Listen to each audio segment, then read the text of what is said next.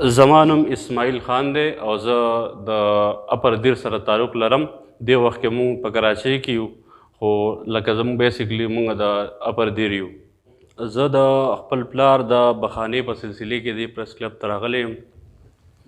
زما والد صاحب نادر خان یې نوم و او دوی په 1993 کې یعنې 93 کې په سعودي کې سم مزره په ټیکه اخیستې وه او په هغې کې ورسره یو کس داسې و، یو حاجي صاحب داسې و چې نوم یې ښایسته رحمان و.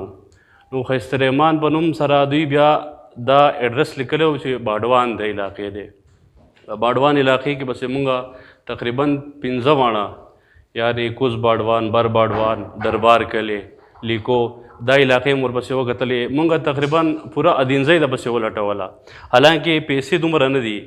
پیسې به یا 10 دیاړیانې وي یا به 12 دیاړیانې وي. دا به دې ښایسته رحمان حاجي صاحب ته پخپله پته وي چې دا څومره دي.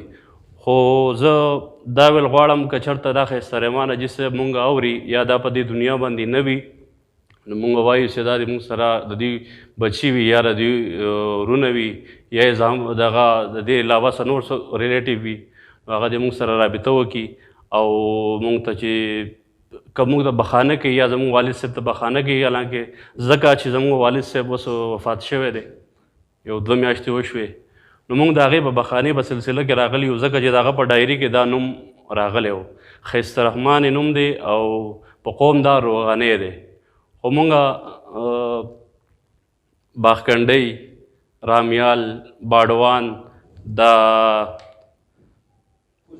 کوز باډوان او د دې نه علاوه مونږ د ټنل دا خوا او شا علاقې هم بس مونږ احتیاطاً وکتلې. مونږ وی کیدای شي چې دلته وي، خو مونږ ته د هېڅ سراغ میلاو نه شو.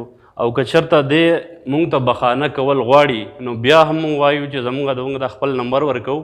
مونږ ته دې دغه دپاره تسلۍ دپاره صرف یو پیرافون وکړي چې او دا ما بخلی دی، او که نه بخل غواړي نو بیا دې مونږ سره رابطه وکړي چې مونږ د دوی حق دوی ته ورسوو.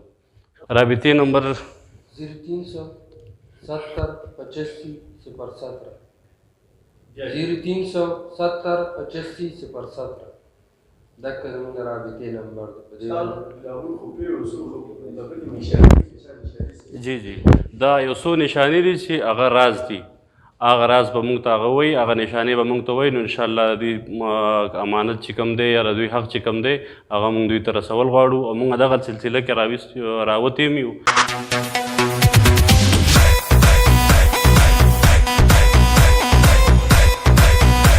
زما نوم امان الله دی، زه د مشال واشنګ پاوډر والا ایم ډي یم او دا مشال سرف به تاسو ته په درګۍ بازار کې په هر ښه دکان کې میلاویږي او دا انشاءالله ډېر ښه سرف دی. که تاسو یو ځل استعمال کړو انشاءالله بار بار به استعمالوئ.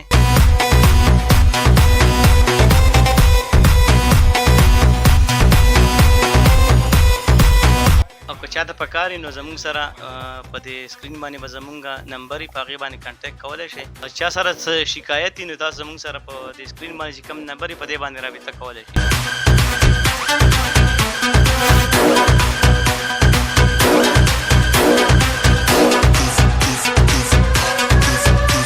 زما نوم پیر محمد اسلام دی او زما په درګۍ پاټک معیار کې دکان دی. دا صرف چې دي دا د غونډو نه سیوا زما په دکان کې یا داسې دوی خو ډېر چلویم، لکه زما دکان ته چې څومره راغلي او ما چې څومره ګاهکونه ورکړي دي هغوی ماله بار بار راغلي دي او تاسو یې ویسئ او انشاءالله چیکي کې تاسو ته به پته مو لګي. ما خو چې څومره چې کړي دي او په خپله مونږ دا دغه کوو.